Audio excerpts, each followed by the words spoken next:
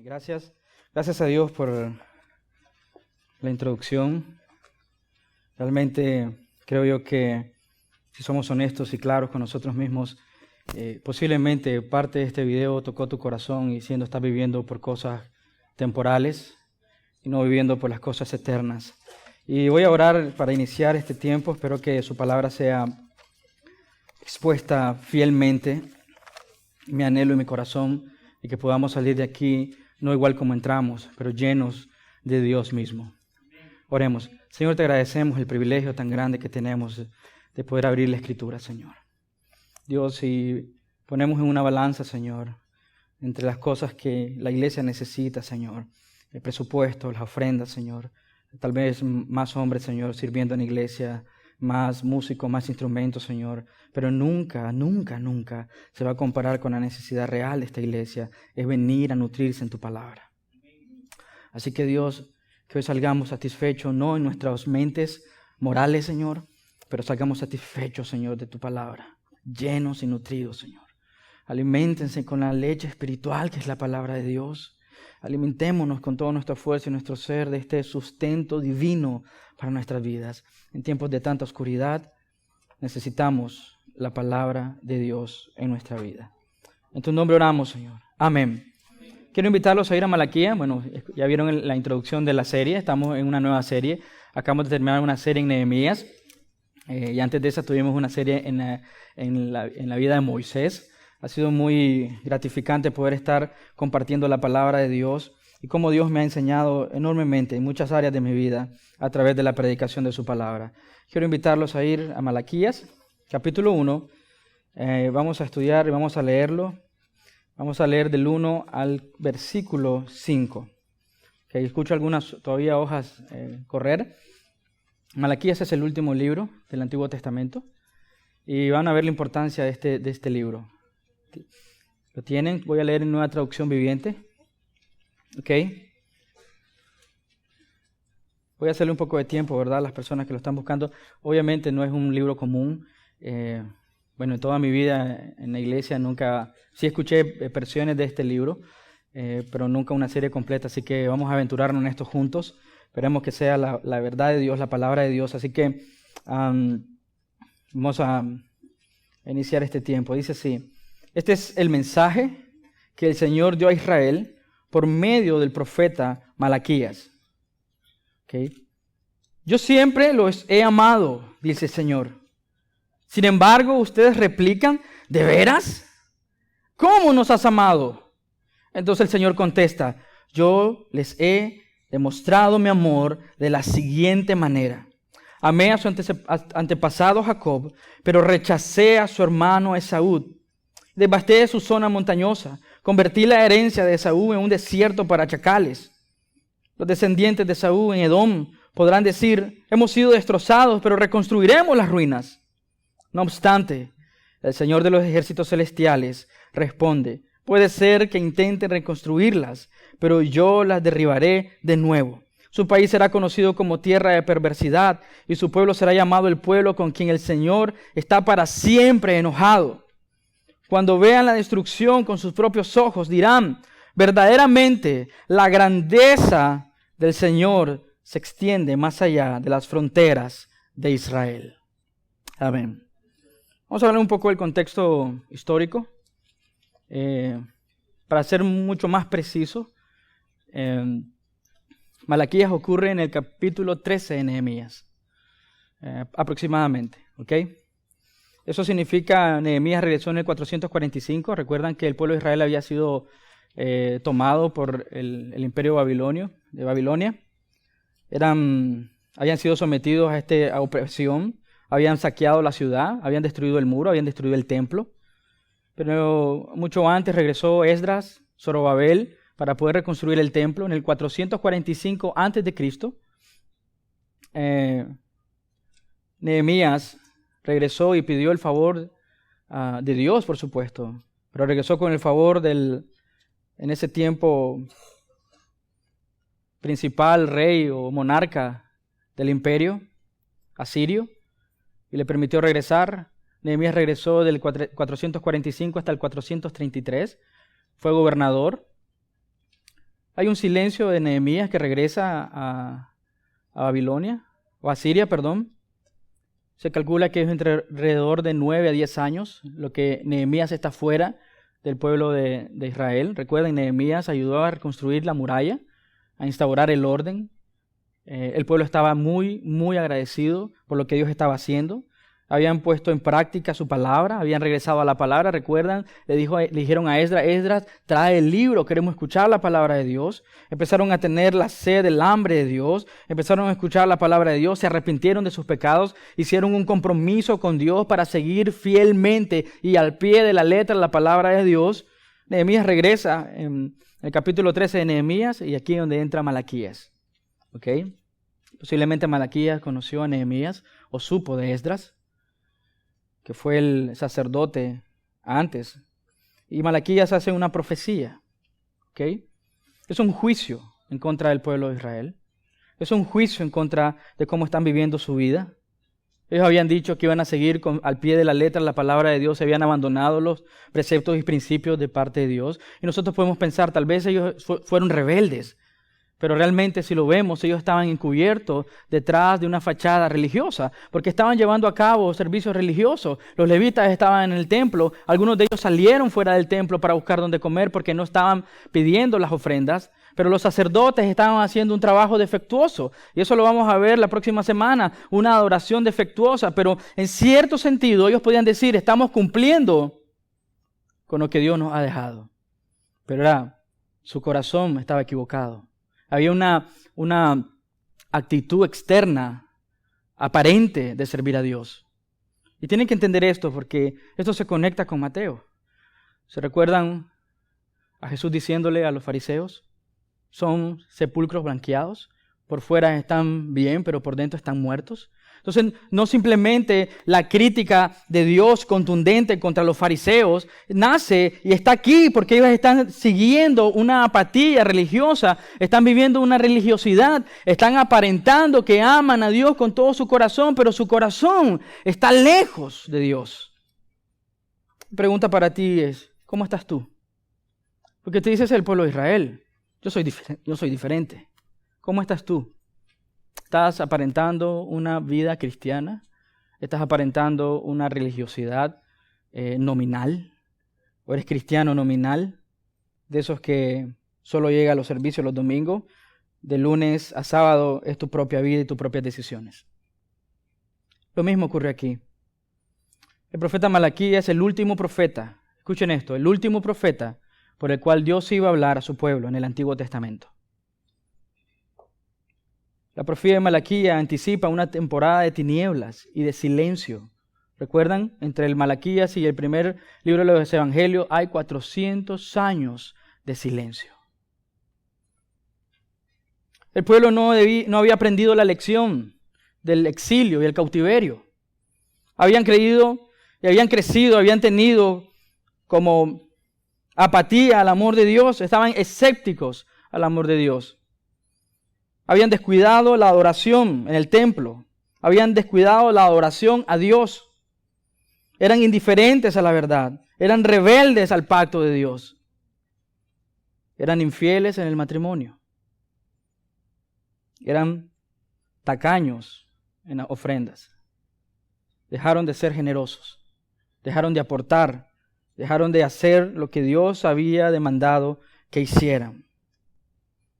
Probablemente Nehemías profetizó entre el año 433 al 424 antes de Cristo. Y lo que él encontró fue una apatía, una fachada de religiosidad. ¿Por qué es tan importante este libro? ¿Por qué es tan importante para nosotros?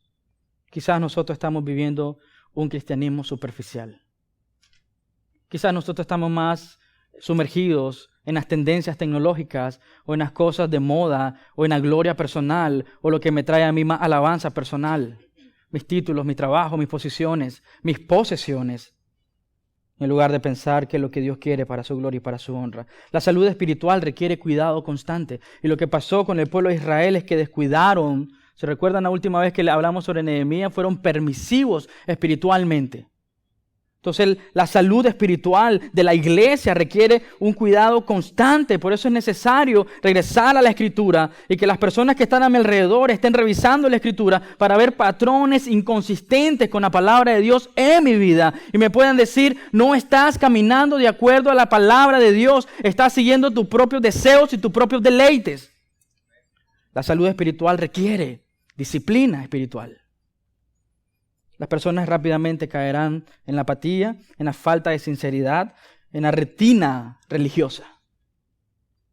Una de las cosas más peligrosas en la iglesia es la rutina religiosa. Sea a qué hora tengo que llegar a la iglesia, sea la hora que tengo que salir de la iglesia, sea la hora que tengo que llegar al grupo pequeño, sea la hora que tengo que salir del grupo pequeño, sé las cosas que tengo que decir. Una de mis críticas más grandes para la iglesia contemporánea es que su lenguaje es tan marcado que ellos solo tienen que decir ciertas palabras religiosas y la gente dice, no, ese es un varón de Dios. Es un hombre ungido de Dios. Pero simplemente está siguiendo la rutina, lo que ya está culturalmente aceptado. Tiene que vestirse de tal manera, tiene que hablar de tal manera, tiene que visitar los tales lugares. No tiene que hacer esto, tiene que hacer esto, tiene que hacer lo otro. Entonces la persona se sumerge en esa subcultura cristiana y empieza a actuar como cristiano, pero está lejos de ser un hijo de Dios. Eso le pasó al pueblo de Israel en Malaquía. ¿No ha pasado a nosotros? ¿Está pasando actualmente en la iglesia cristiana? Vamos a aceptar, y cuando hay una apatía religiosa en la iglesia, vamos a aceptar lo que es cool a la cultura. Vamos a ser abiertos y vamos a torcer la Escritura para que todo el mundo sea aceptado, para que nadie se sienta ofendido. Vamos a evitar decir que eres pecador. Vamos a decir que estás teniendo tus fallas morales, pero que pueden ser corregidas con aspectos morales en tu vida. No vamos a decir tú eres un pecador. Vamos a decir quizás somos pecadores. Vamos a tratar de ocultar la verdad de Dios para no ofender a la gente. Vamos a tratar de hacer las cosas más simples y más fáciles para la gente que escucha. Vamos a querer sobornar. Vamos a querer traicionar la palabra de Dios. ¿Se recuerdan? En Malaquías se requirió que Nehemías regresara y hasta arrancaras los pelos de la barba de los hombres que no querían entender. Porque requiere disciplina y constancia. Quizás solo estamos siguiendo una rutina. Quizás solo estás siguiendo una rutina. Quizás estás escuchando o estás oyendo, pero realmente no estás escuchando. Quizás estás cantando, pero realmente tu corazón no está comprometido en lo que estás cantando. Quizás escuchas el sermón o la prédica los domingos, pero de lunes a sábado se te olvida todo.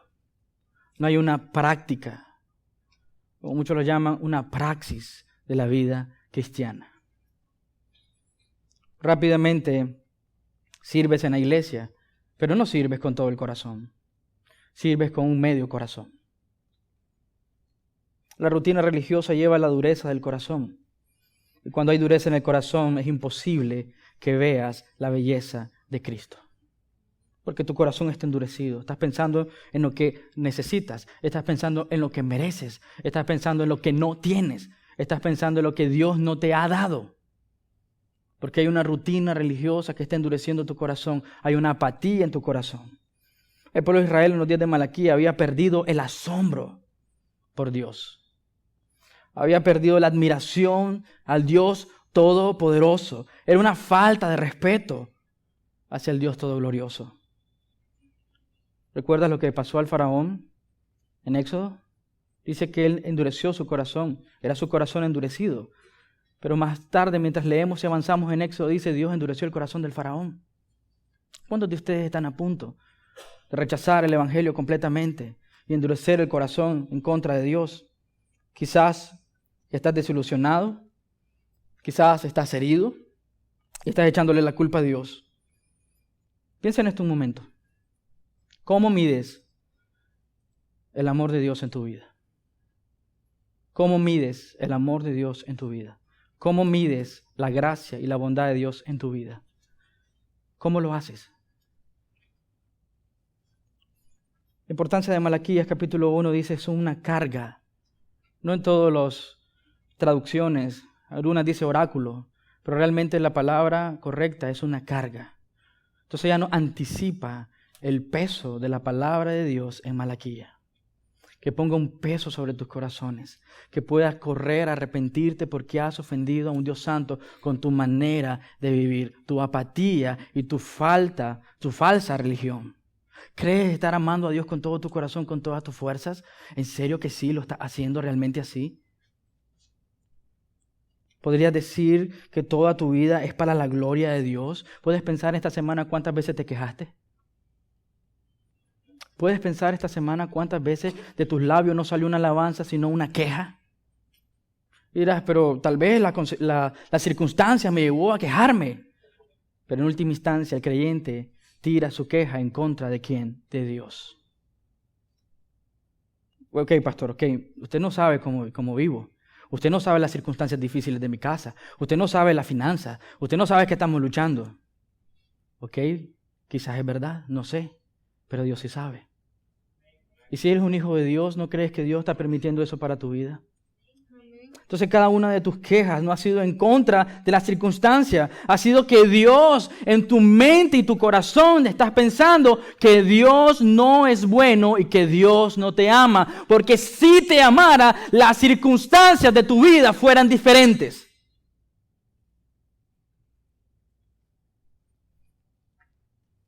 ¿Es así? ¿Piensas que Dios no ha sido bueno porque tus circunstancias no son tan buenas? ¿Piensas que Dios no ha sido fiel porque tus circunstancias no son tan buenas? Déjame decirte algo. Tú estás viviendo religiosidad y no estás viviendo la verdad de Dios. Eso le pasó al pueblo de Israel en Malaquías. Escuchen esto.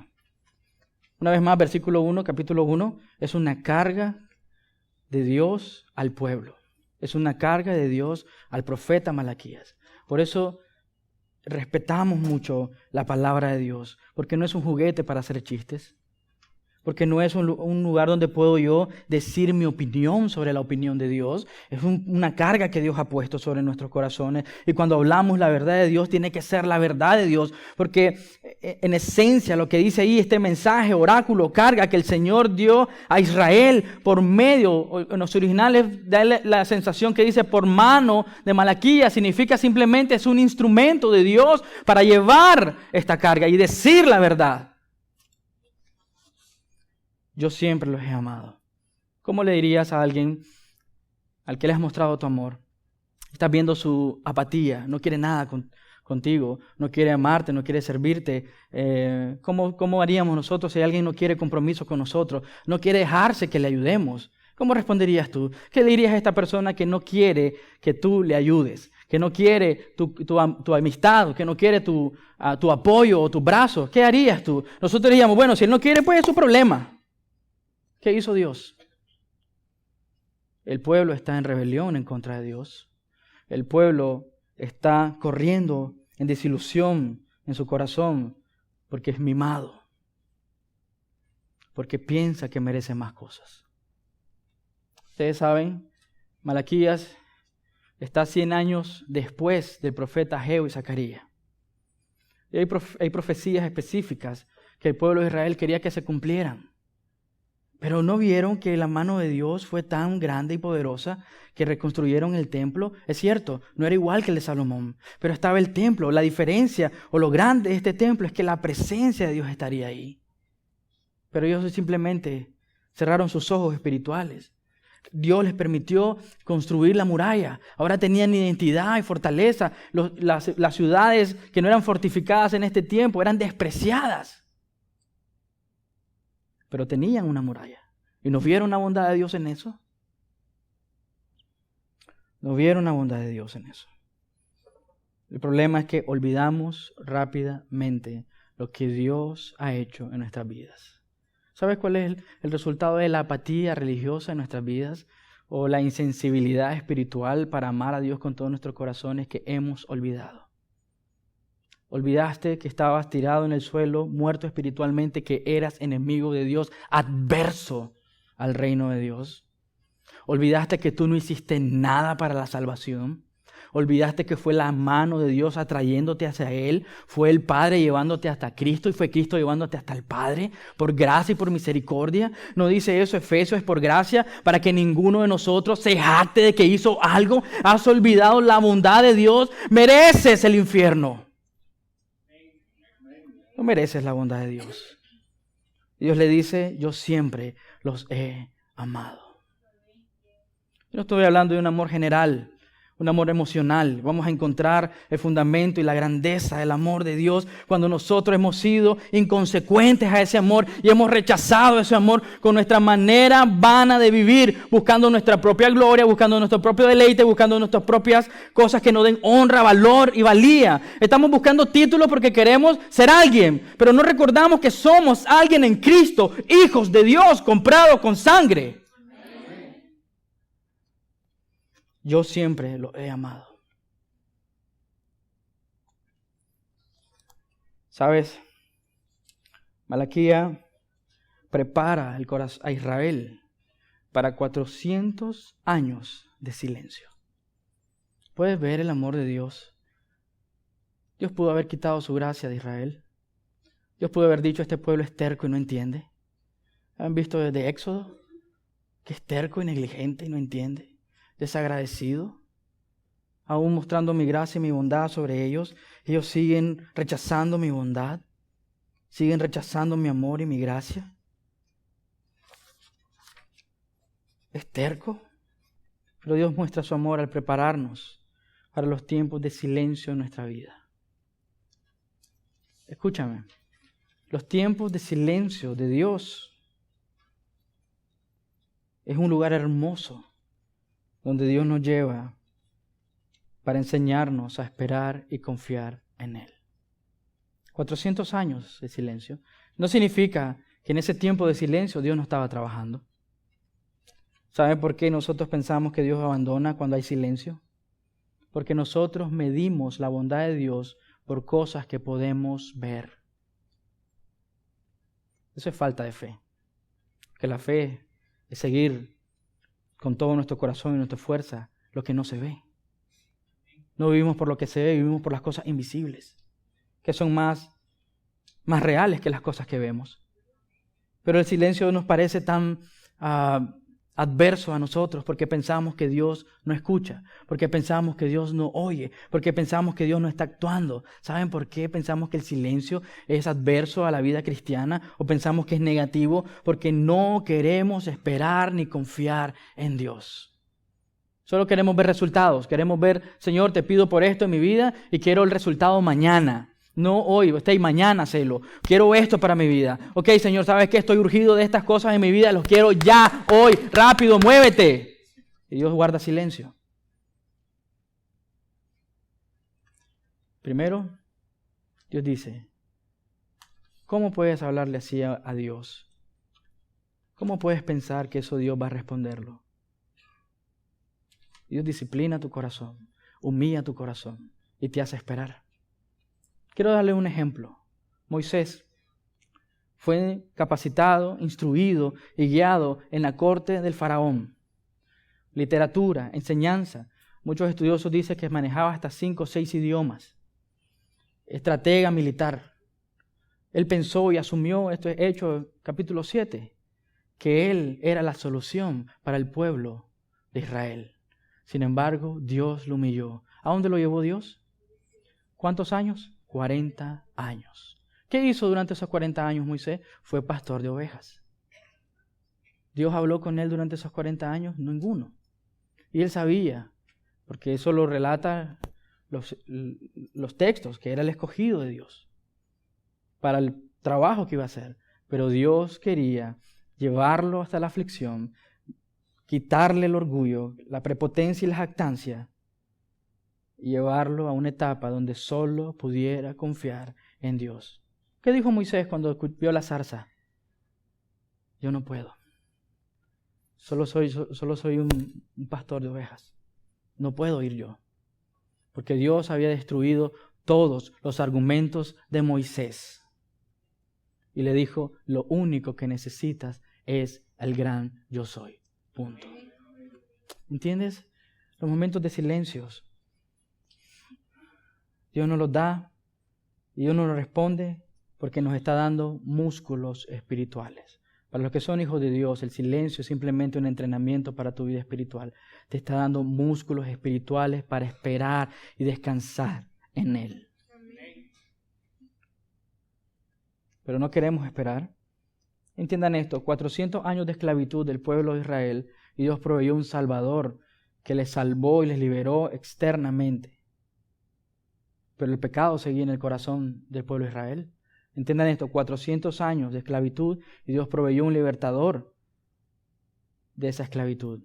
Vienen 400 años de silencio que anticipan la venida del Rey de Gloria para poder darle libertad al corazón oprimido para toda la eternidad. ¿Entienden eso? ¿Cómo trabaja Dios? 400 años. El pueblo estuvo bajo cautiverio y Dios proveyó un libertador externo. Pero ahora Dios está proveyéndole a su pueblo una vez 400 años más para confiar en el carácter de Dios. Él está diciendo, yo los he amado. Nace de mi carácter, no de sus acciones. Yo los he amado, son mis promesas, es mi palabra. No son sus acciones, es mi palabra y permanezco fiel y no cambia y no hay variación en mi carácter, es mi palabra, yo los he amado. Merecen ser aplastados por su negligencia, merecen ser destruidos por su rebelión en contra de mí, pero yo los he amado. No dependía del pueblo de Israel, dependía de la gracia de Dios, yo los he amado. ¿Cómo has respondido tú al amor de Dios? Dios te dice, Dios te he amado. ¿Cómo le respondes a Dios? ¿Qué le dices? ¿Cómo me has amado, Señor? ¿Cómo me has amado? Y esto no fue una respuesta en conjunto del pueblo de Israel. Esto es lo que Dios está viendo en el pueblo de Israel.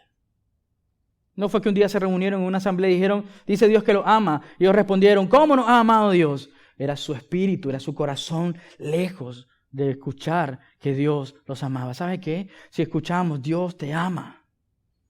¿Qué haremos nosotros? ¿Cómo responderemos nosotros? ¿Sabe qué vamos a responder? Exactamente igual que el pueblo de Israel. ¿Cómo nos has amado? Esa es nuestra tendencia pecaminosa. Es no ver la bondad de Dios, sino ver qué no me has dado, qué es lo que no tengo, qué es lo que me hace falta. El silencio, Dios nos enseña a distinguir entre la voz del mundo y la voz de Dios. ¿Entiendes eso? En el silencio significa simplemente una invitación de Dios a tener intimidad con Dios, aunque no haya respuesta de Dios. Dios quiere la atención completa de tu corazón, diciendo, Señor, no sé qué quieres de mí. No escucho, Señor, tu voz, pero confío en que tú tienes un plan perfecto para mí, que me está llevando en cada situación. Aún las circunstancias son difíciles y no escucho tu voz ni tu respuesta, pero quiero escuchar, Señor, tu voluntad. Y estoy dispuesto a permanecer aquí inamovible, porque confío en tu carácter, no en la respuesta que me des a las cosas. Confío en ti. ¿Has tenido tiempos de silencio de Dios que no sabes lo que Dios quiere en tu vida? ¿Cómo has reaccionado? ¿Qué estás buscando? ¿Estás buscando que Dios responda? El silencio de Dios no significa ausencia de Dios. El silencio de Dios no significa que está ausente en nuestra vida. Dios nos está invitando a través del silencio a distinguir su voz. Es un regalo de Dios para fortalecer nuestras almas en una esperanza viva. ¿Lo puedes ver? ¿Lo puedes palpar? El silencio de Dios te está empujando a confiar en Él como tu esperanza viva.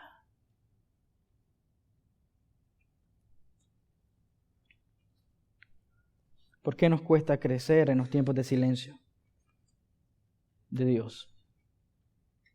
¿Saben por qué? Porque pensamos que merecemos más.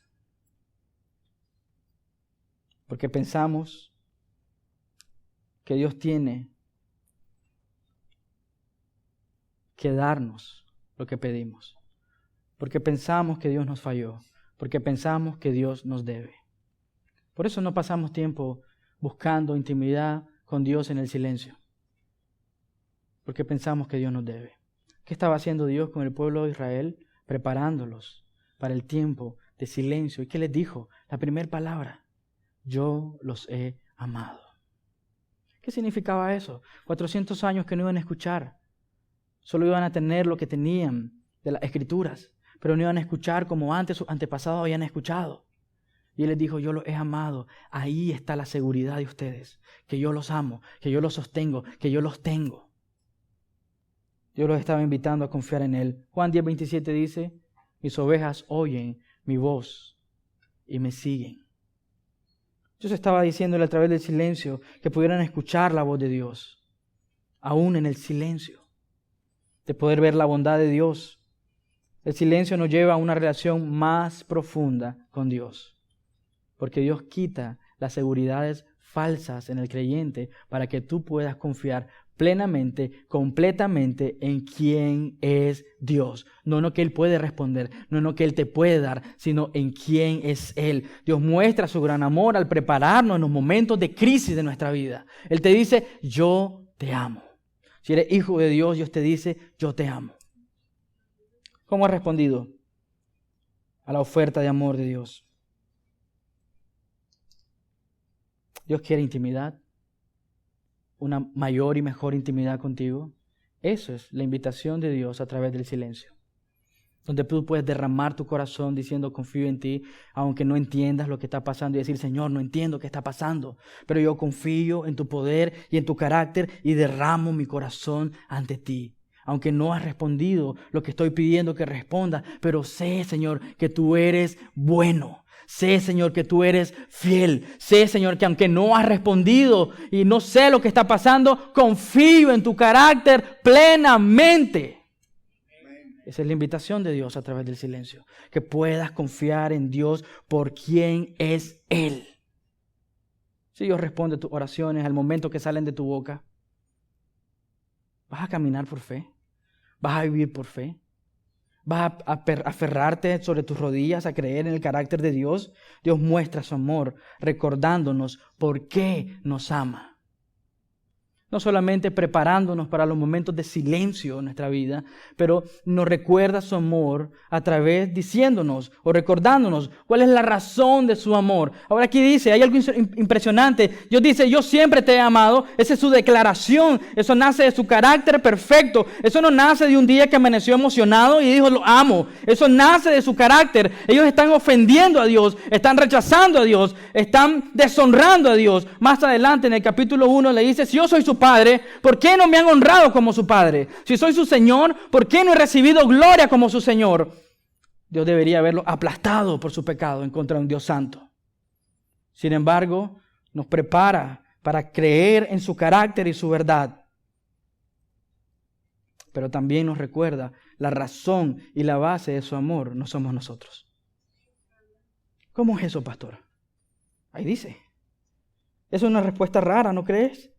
Que Dios dice: yo siempre lo he amado, dice el Señor. Sin embargo, ustedes replican: ¿de veras? ¿Cómo nos has amado? Y Dios dice: le he demostrado mi amor de la siguiente manera. Yo los elegí a ustedes. Sorprendente, ¿no? ¿Cuántos de nosotros pensamos que estamos aquí por nuestras propias buenas acciones, por nuestras propias buenas obras?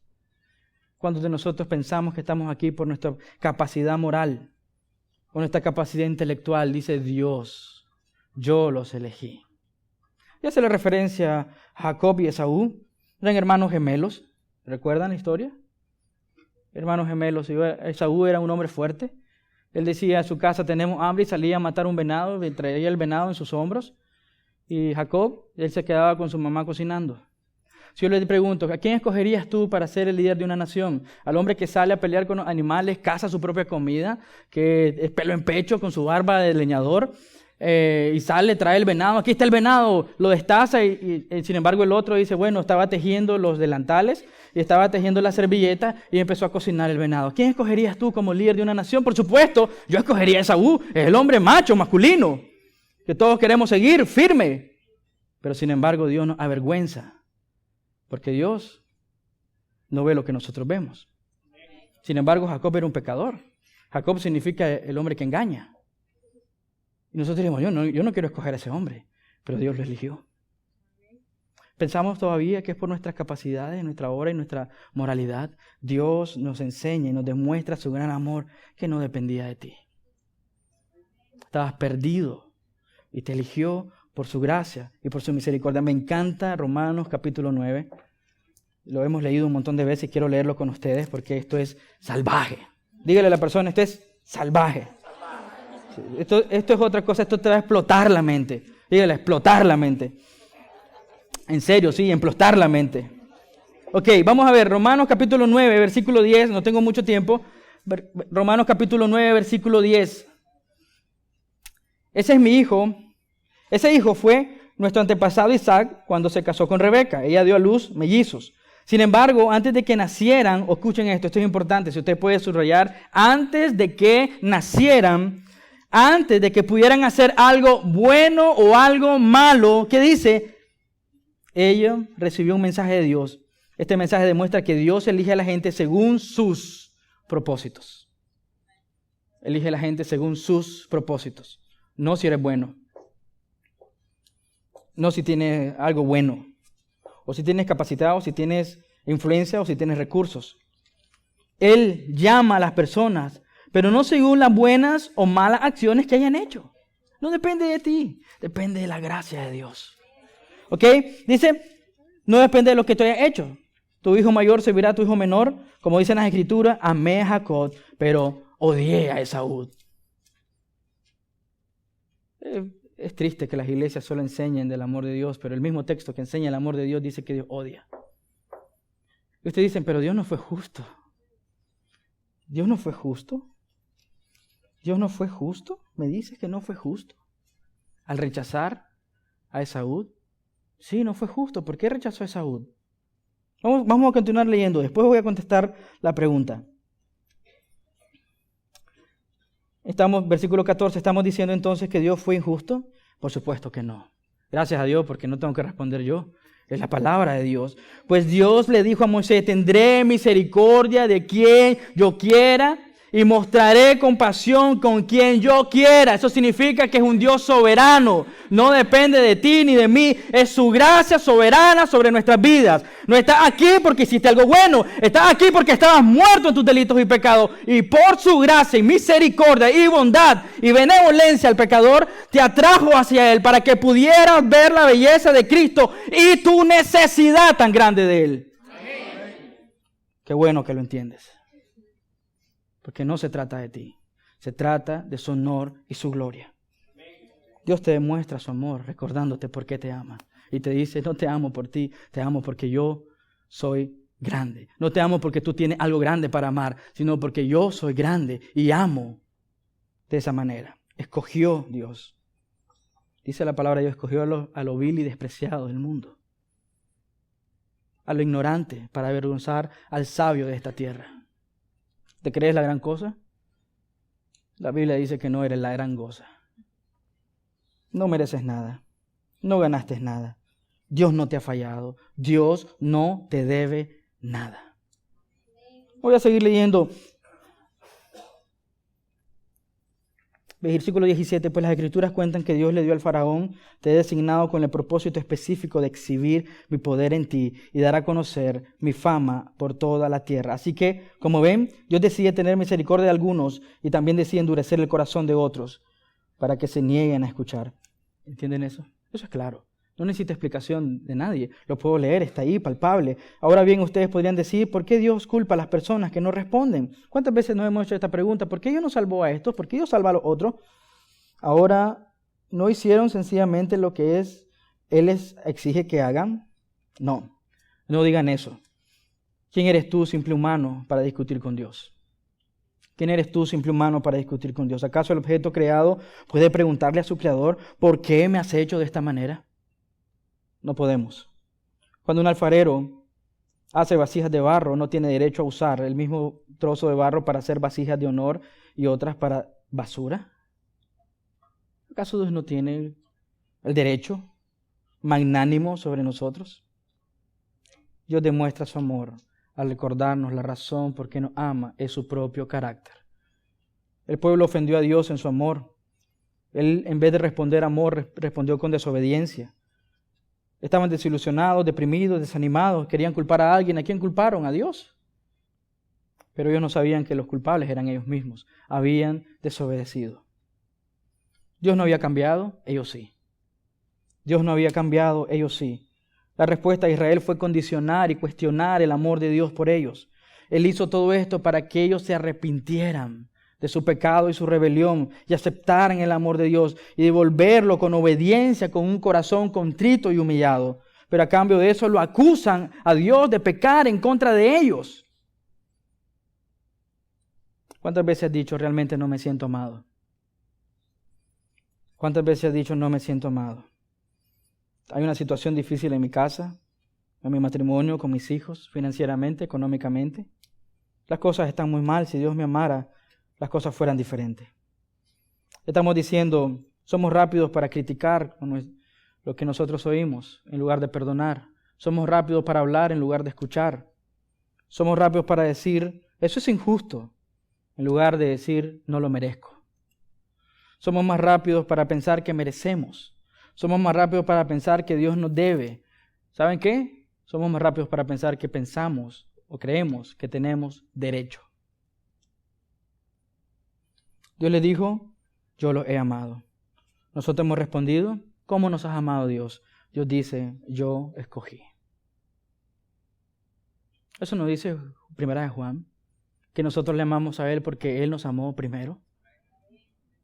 ¿De qué manera entonces podemos jactarnos nosotros de que nosotros hemos amado a Dios por nuestra propia fuerza y capacidad moral o espiritual? ¿Dios fue injusto? Podemos preguntarnos por qué Dios aborreció a uno y amó al otro. ¿No merecía ser amado Esaú también? ¿Fue injusto Dios? ¿Por qué amó a Jacob? ¿Por qué amó a Jacob? Pueden ser preguntas genuinas, pero son preguntas necias. ¿Por qué mejor no preguntas, ¿merece alguien el amor de Dios? ¿Merece alguien el amor de Dios? ¿Lo mereces tú? ¿Lo merezco yo? No, no lo merecemos. Ahí está la diferencia. ¿Cuál es la diferencia entre Jacob y Esaú? Una palabra, gracia. Esa es la única diferencia. Nosotros pensamos que somos mejores y quizás nos ha pasado que somos mejores que nuestros hermanos. Quizás nuestro hermano está en un pecado grave, como adulterio. Nosotros pensamos, decimos, bueno, yo solo digo mentiritas blancas. Y pensamos, él merece el infierno. Yo solo mentí. ¿Acaso los dos no merecen el infierno? Por supuesto. El que fornicó pecó en contra de su propio cuerpo y el cuerpo de alguien más. Hay consecuencias. Pero ante Dios, santo, santo, santo, cualquiera aquí en este salón merece el infierno por su rebelión en contra de un Dios santo. No hay ninguna diferencia entre Jacob y Esaú, eran pecadores los dos. No hay ninguna diferencia entre el pueblo de Israel y otro pueblo, simplemente es una muestra de quiénes somos nosotros. Es un gotero de nuestra perversión, es un gotero de nuestra maldad. ¿Cómo un pueblo pudo responder a Dios de esa manera? ¿Cómo pudo decirle a un Dios tan grande y glorioso, tú nos has amado y nosotros le respondemos a Él, ¿de qué manera nos has amado? Hemos sido exactamente igual, con nuestras acciones, con nuestras quejas, pensando que merecemos más.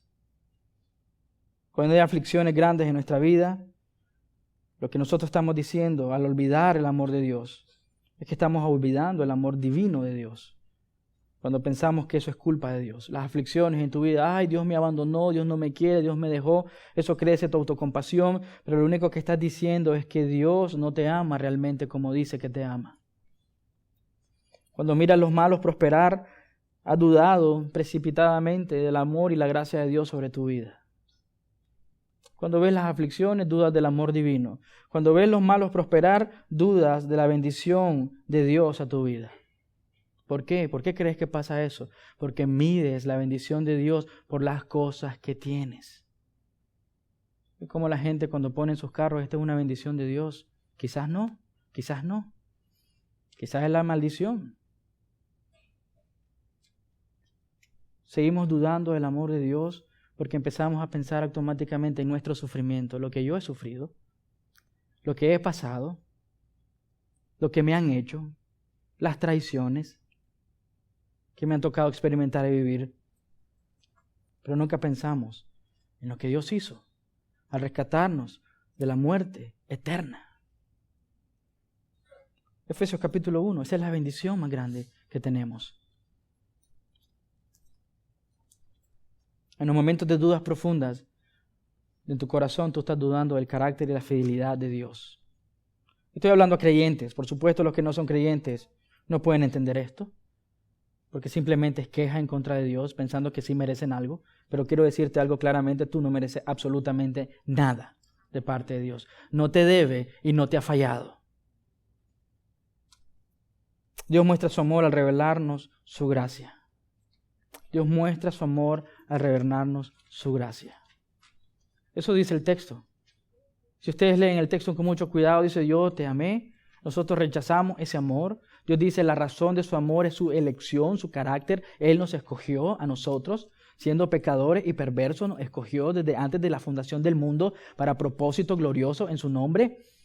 Pero también dice que nos muestra su grandeza. Todos verán la grandeza de Dios fuera de los linderos, de los límites de Israel. ¿Por qué? ¿Por qué tenemos que entender este texto en base a las últimas palabras de Malaquías? Él le profetiza a Elías, que por supuesto Elías es la representación de Juan el Bautista, que abre el camino para el Señor. Juan el Bautista dice: he aquí el Cordero de Dios que quita el pecado del mundo. Por supuesto, Dios muestra su amor al revelarnos su grandeza. Cuando merecemos el infierno y pagar por nuestros pecados, Dios en su bondad y su misericordia da al Cordero, el sustituto, la propiciación para hacer la expiación por nosotros los pecadores. Deberíamos estar puestos allí en la cruz, morir, recibir la ira, pero en su gracia y su amor y su bondad, cuando no lo merecemos, cuando no lo ganamos, cuando ni siquiera lo pedimos, Dios envió a su Hijo Jesucristo a morir en la cruz del Calvario para todo aquel que crea en Él, no se pierda y tenga vida eterna en Cristo Jesús. Dios muestra su grandeza al revelarnos a Cristo. Ese es Malaquías. Está diciéndole, preparándolos para 400 años, para que no llegue un momento que endurezcan su corazón. Y Dios les diga: de labios me alaban, pero su corazón está lejos de mí. Que regresaran arrepentidos ante el amor de Dios. Está revelando su gracia, su bondad. No fueron ustedes, no hicieron nada. Los amo porque yo he puesto mi carácter y mi bondad sobre eso. En base de mi carácter los amo. Y nosotros lo hemos rechazado una y otra vez con nuestras acciones y pecados. Dios nos revela su amor al revelarnos su grandeza. No solo al prepararnos para los momentos difíciles de duda en nuestro corazón, que Él jamás nos va a abandonar. No solo nos revela en el tiempo de silencio, cuando no sabemos qué está pasando, podemos confiar completamente en que Él es fiel y cumple sus promesas. Israel lo sabía. ¿Cuántas veces Dios había demostrado que Él era fiel en el desierto? Lo alimentó con pan espiritual. Proveyó agua de la roca. Una nube en el cielo, las codornices, que fue más para juicio de ellos. Pero Dios estaba proveyendo. Proveyó un libertador temporal que simbolizaba el libertador espiritual en Cristo Jesús. Ellos sabían, ellos no podían pasar por alto. Ellos tenían que asociar inmediatamente 400 años en esclavitud para la libertad externa. 400 años en silencio de Dios para la libertad espiritual eterna. Pero la apatía y la religiosidad puso un velo en sus corazones.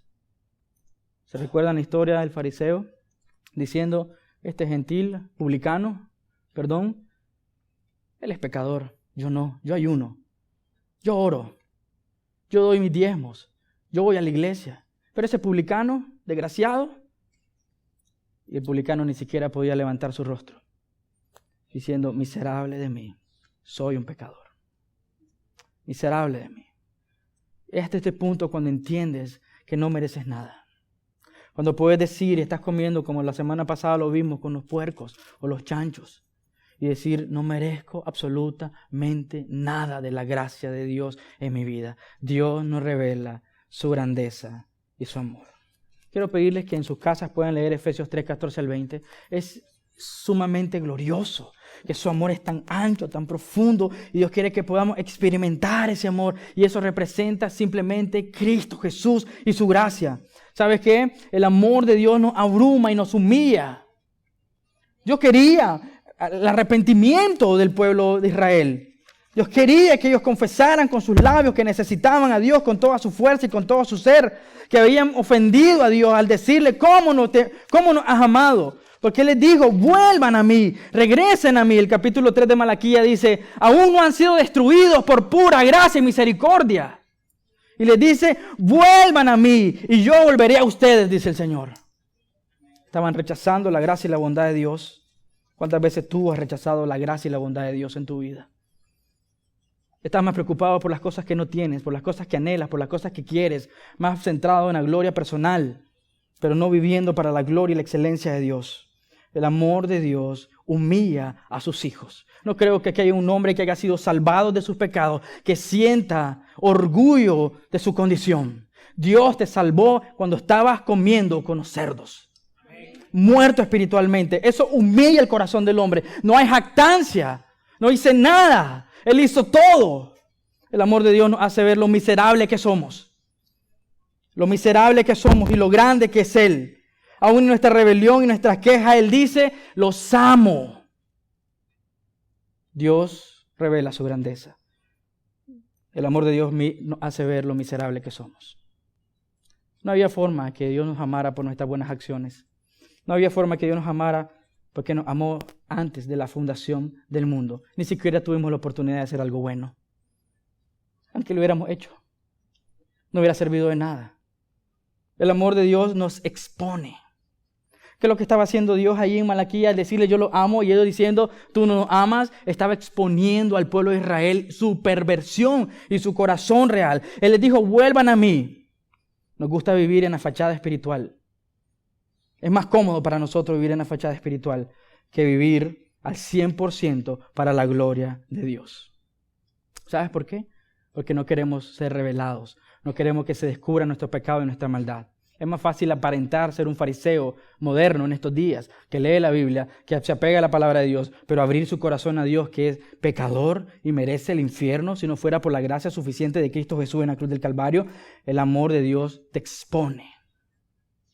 Te expone. ¿Sabes por qué? Porque Dios te ha amado con amor perfecto si eres hijo de Dios. Pero tú has amado más tu pecado. ¿Has querido seguir tus propios deleites? ¿Has querido seguir tus propios deseos? Si eres hijo de Dios, Dios va a disciplinarte, por supuesto que sí. Pero el que no es hijo de Dios, Dios ha mostrado su amor por medio de Cristo. Y te dice, ven a Cristo, que es la única solución para tu vida. Dios muestra y expone nuestro corazón. El amor de Dios nos abruma porque es abundante. No hay un hombre en esta tierra que pueda permanecer de pie ante el amor, la gracia y la bondad de Dios. Si lo estás entendiendo mal, por supuesto vas a permanecer de pie. Si lo estás entendiendo mal, por supuesto vas a estar de pie. Porque cuando entiendas que Él es santo y que por su sacrificio, por el sacrificio perfecto de Cristo Jesús en la cruz del Calvario, Él ama a sus hijos. Tú no vas a permanecer, ok, sí, está bien. Él merece amarme a mí. Él tiene que amarme a mí. Son mis capacidades y mis bondades. El amor de Dios nos abruma porque es abundante. Su palabra dice gracia sobre gracia.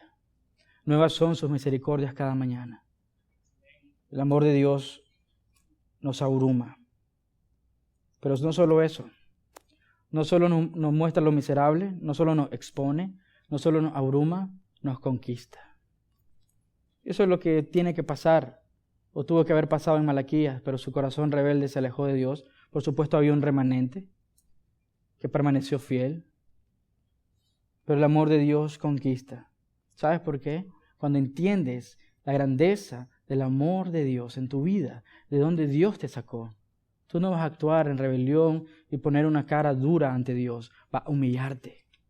Y vas a correr al trono de gracia. La única manera correcta de responder al amor de Dios es sobre nuestras rodillas, al pie de la cruz, diciendo, gracias Dios por lo que tú has hecho en mi vida.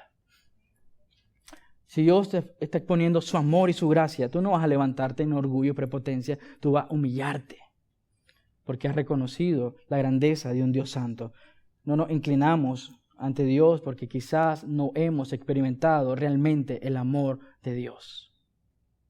Y no puedes experimentar el amor de Dios hasta que no sientas las llamas del infierno de las cuales fuiste rescatado. Porque tú vas a pensar siempre que mereces la salvación o que mereces lo que Dios ha hecho. El amor de Dios te atrae hacia Él para que tú puedas rendirte ante Él y puedas regresar ese amor. ¿Cómo? Por medio de la obediencia. ¿Por qué llegó Israel hasta ese punto? ¿Por qué llegó Israel hasta ese punto? La dureza en su corazón. Entonces, mis queridos hermanos, ya con esto termino. ¿Dónde está tu corazón en este momento? ¿Qué has olvidado de parte de Dios? ¿Qué has olvidado de lo que Dios ha hecho? Dios ha mostrado su amor al prepararte para los momentos de más incertidumbre de tu vida, para decirte: yo estoy aquí, soy fiel y te mantengo y te sostengo. Dios ha sido fiel al mostrarte que la razón por la que Él te amó no eran tus buenas acciones ni tus malas acciones, era su gracia sobre tu vida, sobre todo los hijos de Dios, especialmente los hijos de Dios. Deuteronomio 4, solo quiero que lo escuchen. Versículo 9, versículo 10. Pero cuidado, asegúrate de nunca olvidar lo que viste con tus propios ojos. Asegúrate de nunca olvidar lo que viste con tus propios ojos. No dejes que esas experiencias se te borren de la mente mientras vivas. Asegúrate de transmitirlas a tus hijos y a tus nietos. Jamás te olvides del día que estuviste ante el Señor tu Dios en el monte Sinaí, donde Él me dijo: convoca al pueblo para que se presente ante mí y yo mismo lo instruiré. ¿Cuál fue el problema del pueblo de Israel? Olvidaron. Olvidaron quién era Dios, olvidaron lo que Dios había hecho y olvidaron lo que Dios iba a hacer. Tal vez tu desánimo hoy es simplemente estás olvidando quién es Dios. Estás pensando demasiado en ti, estás poniendo tu mirada en ti. Así que deja de pensar en lo que crees que Dios no ha hecho para ti. Deja de pensar en las cosas que crees que Dios no ha hecho para ti. Pero pon y medita en las cosas que solo Él ha hecho. Tenemos una salvación grande. ¿Sabes el problema? No meditamos en las bendiciones de Dios que ya tenemos. Pensamos en las cosas que necesitamos o queremos, pero no pensamos en las cosas que ya tenemos en Cristo Jesús. Ese fue el pecado y el problema de Israel y ese puede ser tu pecado hoy. Has olvidado la bondad de Dios sobre tu vida. Estás desanimado porque estás poniendo tu mirada en ti mismo. Estás desanimado porque estás poniendo tu mirada en tus acciones. Por supuesto, si miras hacia adentro no encontrarás salida. No hay nada que puedas hacer tú para salvarte a ti mismo o proveer para ti una solución.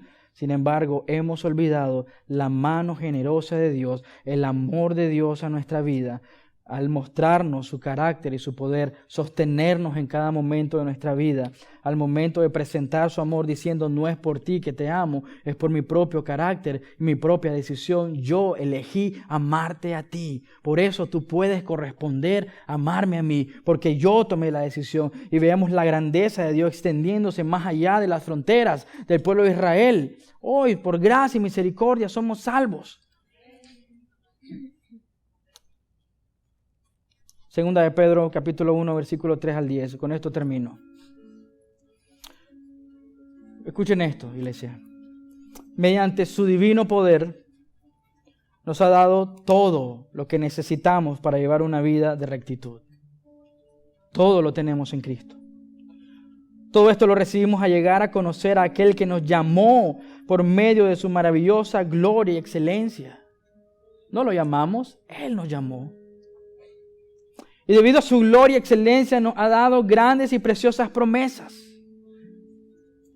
Estas promesas hacen posible que ustedes participen de la naturaleza divina y escapen de la corrupción del mundo causada por los deseos humanos. En vista de todo esto, esfuérzate, iglesia, al máximo por responder a las promesas de Dios, su carácter, completando su fe en abundante provisión de excelencia moral, y la excelencia moral con conocimiento, y el conocimiento con control propio, y el control propio con perseverancia, y la perseverancia con sumisión a Dios, y la sumisión a Dios con afecto fraternal, y el afecto fraternal con amor por todos. Cuando más crezcan de esta manera, más productivos y útiles serán en el conocimiento de nuestro Señor Jesucristo. Pero los que no llegan a desarrollarse de esta forma son cortos de vista o ciegos y olvidan que fueron limpiados de sus pecados pasados. El desánimo hoy en tu corazón, esa vida de como estar en un sub y baja o estar en una montaña rusa, días estás bien, días estás mal, días estás bien, días estás mal, significa que no estás meditando en lo que Dios ha hecho en tu vida. Has olvidado quién es Dios, su carácter, sus promesas. Estás pensando que las circunstancias alrededor es porque Dios se olvidó o Dios no tiene solución para tu vida o Dios está pensando, no sé lo que hago, estas circunstancias no las esperaba, no sé qué hacer. Dios tiene el control y Dios te prepara para esos momentos, para confiar completamente en su carácter y decir, Señor, confío plenamente en que tú eres fiel.